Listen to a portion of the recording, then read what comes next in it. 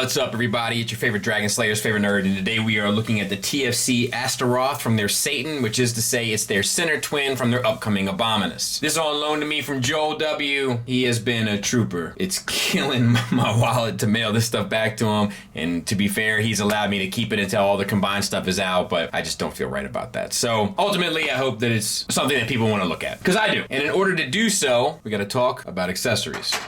So, he comes with one gun, and it is fine. It's sculpted well enough. It's sort of like no paint or accents, and then you have the handle that swivels. He'll hold it with no problem. It can also go into this slot here between his two dragon heads. And you get the combiner foot. No paint on it, which is kind of a bummer. You do get a hell of an ankle rocker, pardon my French. That's in addition to the ball peg that's in there that's super tight. I'm not going to mess with it too much, as I just messed with it too much.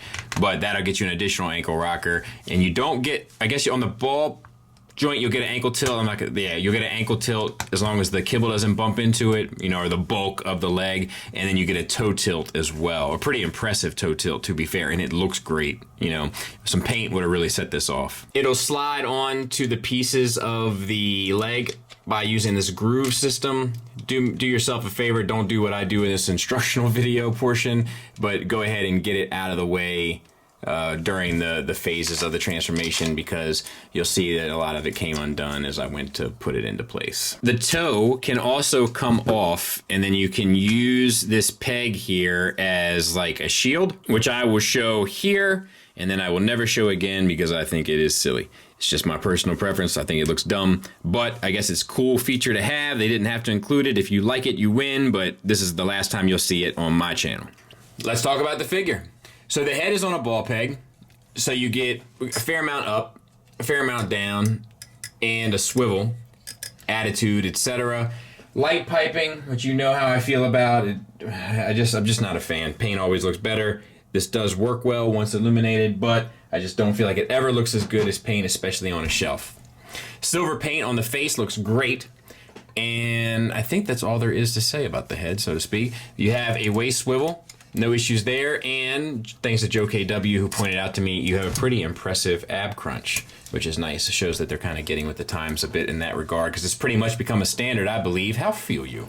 We have a universal joint basically inside of the chest that comes out to a separate universal joint on the shoulder. Using both, you can get the arm all the way up like Remy and Fat Joe. You can also get the arm all the way around, no issues. You have a hard ratchet inside the chest. You have a soft ratchet around outside of the chest. No issues. No paint either though. You have a bicep swivel. You have a single hinged elbow that gets you a little bit past 90 degrees. You have a little bit of translucent accent here. And then you have the wrist, which will hinge down. It'll break the sculpt, but you can get to there on the hinge down. Hinge up a taste, and the wrist swivels. In addition to this, look what they've done. They've updated their hands. So you have a relaxed look of the fingers in sculpt. But if you grip the gun, he has a trigger finger. Like, that's nice, and he can kind of point as well. Like, that's nice. That's a cheap way of having a very dynamic option for the hands. I'm a fan. Well done. Same for the other side. You have hips. They're universals as well. Limited out. No, maybe not. I don't know. I don't want to push this thing to its limit. But, I mean, not the full Van Damme, but more than you'll ever need, in my opinion. And then forward and back, these ratchets are a bit inconsistent, but they are there, and they're hard ratchets, whereas these are soft ratchets and work just fine out to the side. Get these hip skirts a little bit out of the way, right? Or no? Yeah, they swivel. Just a little tight. Let's see. So that'll get you pretty far. I think more than you would need. And a couple, and even a little accent there. All right, thigh swivel. We have a double jointed knee, however, you don't get to, it's not really fair, but I'm not sure if you needed two joints to pull off this 90 degrees, but that's what you got. A little silver accent there on the leg. It's nice to get a little bit of paint, and here, that's a translucent piece as well. And that's pretty much it. Ankles, you have a ankle tilt up, an ankle tilt down, and an insane rocker for better or worse, not the prettiest or elegant feet in the world, or should I say feet in the world, but they are there. And then you get a toe tilt as well, I guess, technically, and your heel spur can articulate to kind of give you some added support. There it is from the back. Not the worst, but not the best either. I would say it's on par with kind of what TFC tends to do. And it's kind of on par with the character design, right? Like he's always got the two dragon heads hanging off the back, you know? So not horrendous. Let me make sure there's no ab crunch back. No. All right, so let's do some size comparisons. So I'm hoping that this answers all of your size questions.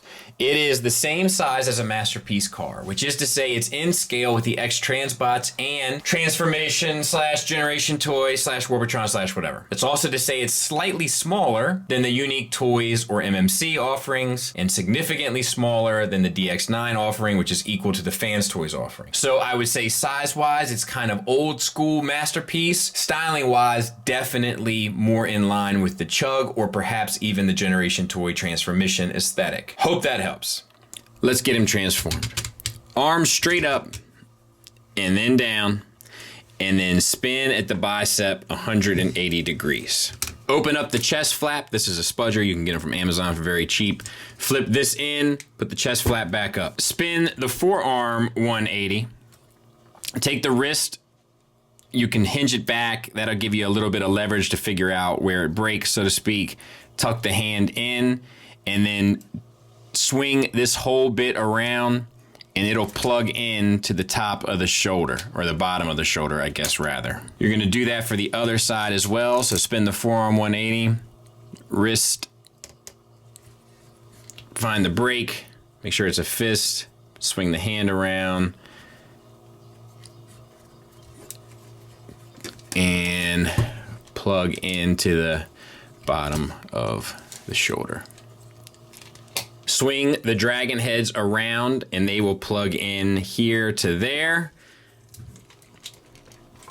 And I'll get that solidified there in a minute. And then you can open this stuff up here and this piece swings out to reveal the dragon arms. Extend the waist, unfurl them, and get them out of the way so that you can take the other arms. You may have to adjust the ab area and tuck it in. So unfurl, get them out of the way, take the other arms and tuck them in. On the underside of the backpack, flip out this little flap here and look at that stress mark. I'm trying to be mindful of that from now on. After you have that, you can swing these legs around and that tab will fill in that slot. And we'll do it on this side as well. Then orient your dragon arms so that they make anatomic sense, which is basically everything gets 180'd, I think. Same for the other side. Oh, a little squeak squeak. Collapse the toes and the heel spur. For what it's worth, the toes come collapsed in package, so you have to flip them out for the kind of proper robot transformation. Swing out your dragon legs on the back. Grab from the kneecaps, pulling the shin guard, and then you have to maneuver the tail out. Then you can sort of collapse it for now. Pull the pelvis piece away, straighten the feet out, extend these flaps on the back, and then just sort of pray that you can get all of this sort of lined up. And there's a number of places where all of this has to kind of tab in. You know, just, I don't know, dude. Do your best. And I went too short.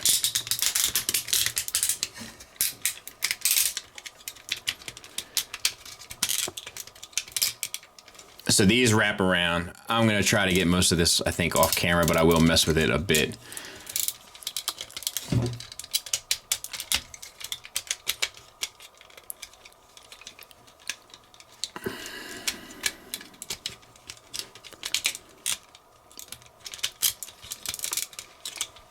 There. just tighten it up. All right, so not the worst thing in the world, but I did find myself getting turned around somehow, so we'll fix that here in a bit. So we got to collapse the pelvis piece up against the bottom of the chest, and then we also need to collapse these pieces inside of the leg for the more clean aesthetic. And then we have to turn everything around. So, not the biggest deal in the world. And we can extend these legs as well. This should kind of be self-explanatory. Spin the dragon heads. I'll get it cleaned up. We'll take a look at her. So there he is, and honestly, I think he's pretty effective, to be fair. Like, he's super articulated, so you get the hinge down at the bottom here. I mean, it does break up the sculpt, but you also get it. You get the swivel to the side. Every one of these is on its own ball peg, so you can get the head all the way up to there, and then all the way down, off to the side, crossed over one another. The jaws articulate on a huge hinge, which I do think is important, that sort of level of expression for these guys. Translucent plastic for the eyes and horns, I don't care for that one bit, but you guys already know that. The silver detailings come through nicely. The red translucents don't even bother me down here. The tail articulation, you have dual tails, you have a hinge at the base, and then a sideways hinge, and then an additional hinge at the tip, so to speak. For the front arms, it's a pinned hinge. You can untab it and get even more for a more striking and dynamic sort of pose. You have, let's see the best way to film this. Is that a ball? Is that a ball joint? No, it's a swivel at the shoulder, and then an additional hinge at the elbow, plus a swivel, so that acts as a universal. And I'm not sure which way is best for this thing, to be honest with you. I guess it's like this, because it has like a little DuPont claw. Is that what it's called? A little claw at the back, something like that, right? And then you have a ball peg down at the ankle, which gets the ankle up, down, and then an additional toe hinge with blue translucent plastic. And the silver detailings once again come through nicely in the shoulder. And it's the same thing articulation wise for the hind legs. They work the same way. So that all works well. The underside of it is pretty clean. I can't remember what the Unique Toys one was like at this point. I wish I still had them. I would compare the two of them, but it's definitely cut of that cloth.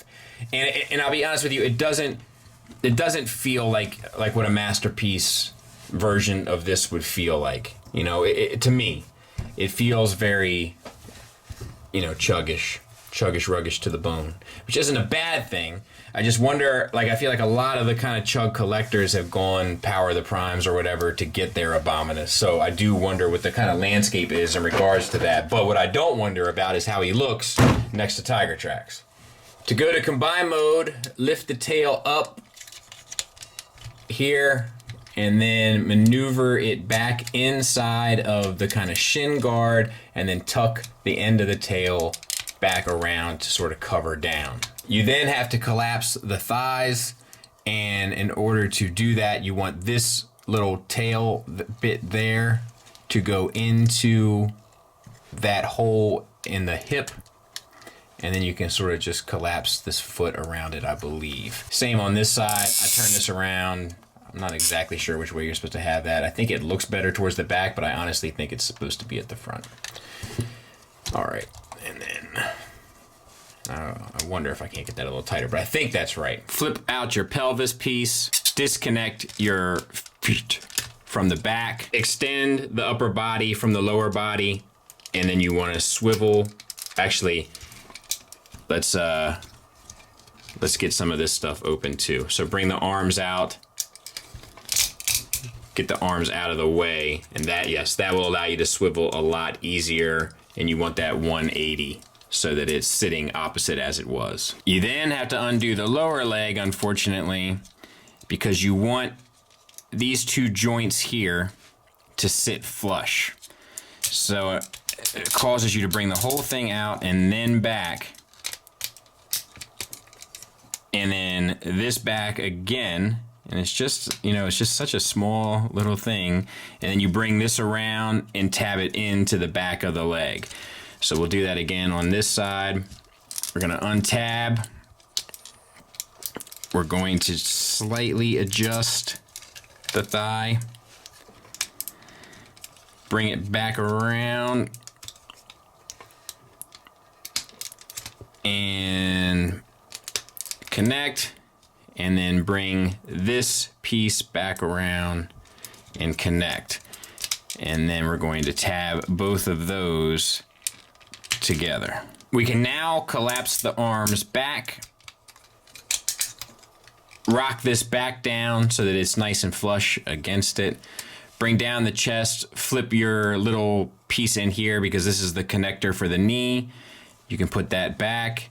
You can put the pelvis back in place. That'll lock right around those.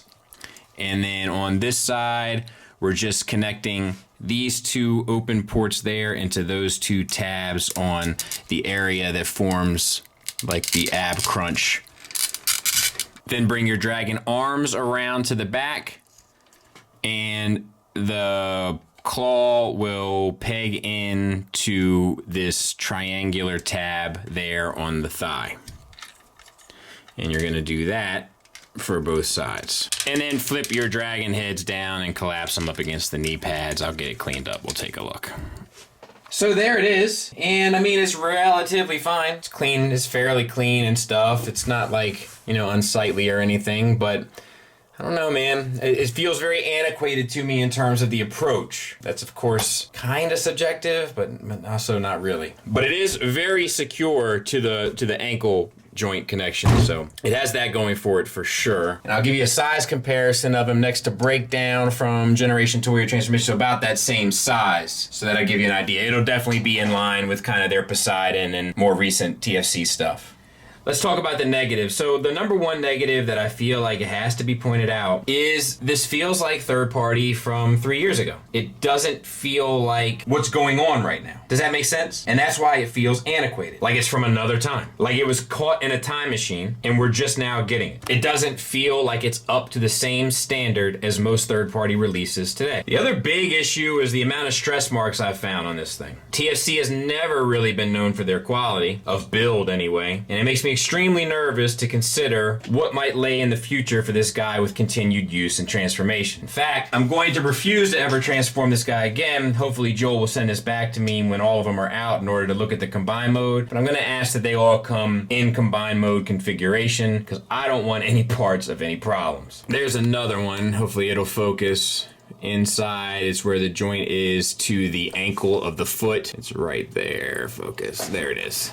There's another one where the ankle is on the front arms, as well as this huge one here where the backpack hinges. There's another significant stress mark I found inside the shoulder going back to bot mode. Very limited paint, even by TFC standards. Inconsistent ratchets in the thighs, light piping, and it's not like it's inexpensive. I feel like that TFC might be out of touch, that they just don't understand what the market is today, or perhaps they don't care. I'm under the impression that TFC is a pretty big company, that third-party transformers makes up a very small percentage of what they actually do. So therefore, making something that's sort of top shelf or reputation based doesn't really matter to them as much as, say, a company that's kind of just starting out or needing to make successful figures in order to stay alive. And almost everything about this would suggest that. There are some positives though. Namely, the materials, aside from the stress marks, feel very sturdy. The plastic feels very solid. It's great sculpt work. It's very busy, especially if you are building a more G1 kind of cartoon aesthetic. It won't fit in, despite how much you may want it to. It's always going to look out of place. But that doesn't mean that the sculpt work is inherently bad. In fact, I think the sculpt work is quite nice. They did ramp up their articulation, the changes to the hands, the fingers specifically, some extra hardware in the shoulders and knees, I feel like, hips as well. The ab crunch, like they have made some changes. The question is it enough of a change to be relevant in today's market? And I'm not sure that I can say it is. I mean, looking at this and some of their other stuff that's come out as of late and sort of the direction of things, unless you're building some sort of super stylized collection, which I think is awesome. But like, if you're not, if you're going for some sort of G1 or non-IDW or non-hyper stylized look, it's almost like, and I don't mean this with any disrespect, I love Joe to death, but it's like, you're still buying this? We haven't moved on from this? Like, we haven't all kind of collectively agreed that the sun has sort of set here? And to be fair, this could have been the release to sort of smack people in the face and remind people who they are. But it's more of a soft suggestion or a tap on the shoulder. And to get people to listen, you can't just tap them on the shoulder anymore. You gotta hit them with a sledgehammer, and then you'll realize you have their strict attention. Thanks for listening. Thanks for watching. Until next time, take care.